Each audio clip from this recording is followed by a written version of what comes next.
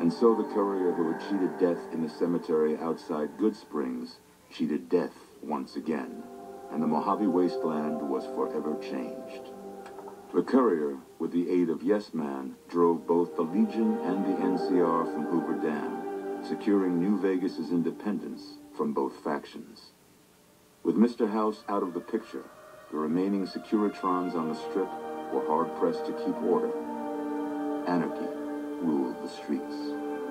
When the fires died, New Vegas remained, assuming its position as an independent power in the Mojave. Supporting the ideals of independence, the courier was recognized as the man responsible for a truly free New Vegas. He ensured Mr. House's tyranny was broken, and neither Caesar's Legion nor NCR would ever gain control over New Vegas. Though some super mutants and Nightkin continued to journey to the legendary Utopia, they found little trace of its existence. Some eventually found their way to Jacobstown, but many wandered off into the wastes, confused and disheartened. Invigorated by his travels with the courier, Raul once more took up his guns in memory of his lost Rafaela. Soon after, the Mojave was filled with tales of the ghost vaquero who hunts down those who prey on the wind. Though the wasteland became anarchic after Hoover Dam, the Boomers' display of power dissuaded fortune seekers from attempting to penetrate Nellis. Their leaders destroyed by the courier, the fiends scattered throughout the wasteland. Without the organization of Motor Runner, Cook, Violet, and Driver Nephi, they were easy prey.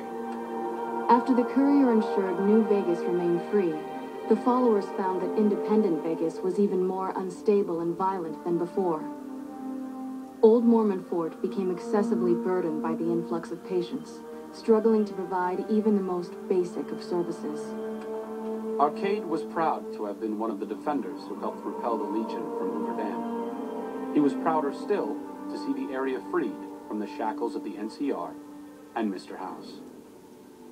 Though independence for New Vegas was not all he hoped it could be, Arcade used his enclave knowledge and technology to keep order wherever he could. With New Vegas's independence formally declared, Good Springs thrived. More travelers stopped by Good Springs on their way to and from the Strip, and the locals grew prosperous from the traffic. Rose of Sharon Cassidy died as her caravan died. In an unmarked grave, another victim of the Mojave. During the Battle of Hoover Dam, the Great Khans quickly evacuated Red Rock Canyon and headed north and east into the plains of Wyoming. There, they reconnected with the followers of the Apocalypse and rebuilt their strength. Bolstered by ancient knowledge of governance, economics, and transportation, they carved a mighty empire out of the ruins of the Northwest.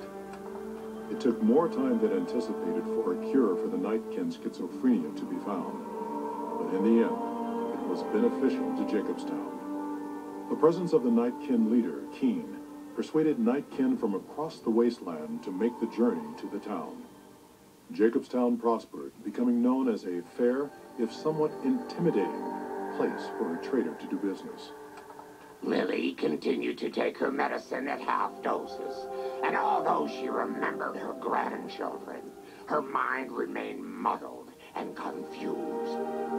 Eventually, she parted ways with the courier and traveled west, seeking the remnants of her past. In the aftermath of the Second Battle of Hoover Dam, the Kings took the opportunity to viciously force all NCR citizens out of Freeside.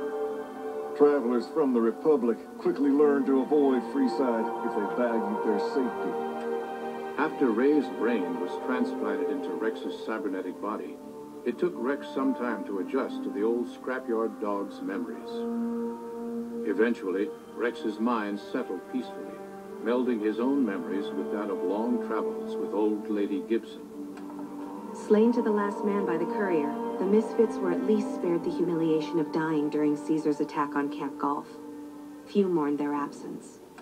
Though Novak was a low-priority target for the Legion, many of Novak's citizens died in its defense. In the weeks that followed, several bright followers returned to Novak to help restore its defenses. allowing it to remain independent of NCR.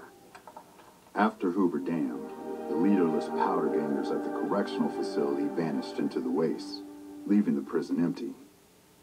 The correctional facility became another abandoned ruin in the wasteland, its carcass occasionally picked over by enterprising prospectors. After the majority of the Vault 19 powder gangers joined the Great Khans, the weaker members scattered throughout the Mojave Wasteland. Though a few managed to erase their past, most never survived the journey. After Hoover Dam, Sheriff Myers runs Prim with his own style of frontier justice. He deals with most folks fairly, but now and then someone winds up dead with little to no evidence against them.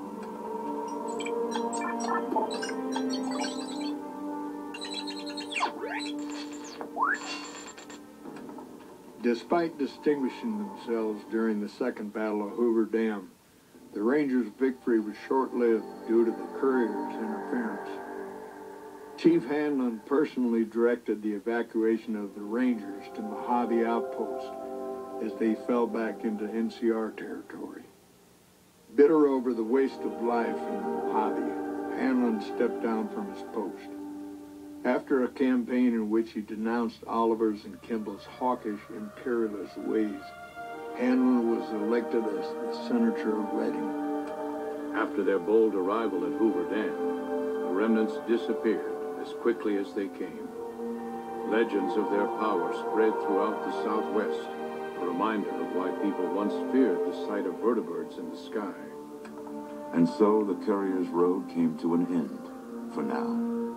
In the new world of the Mojave Wasteland, fighting continued, blood was spilled, and many lived and died just as they had in the old world. Because war never changes.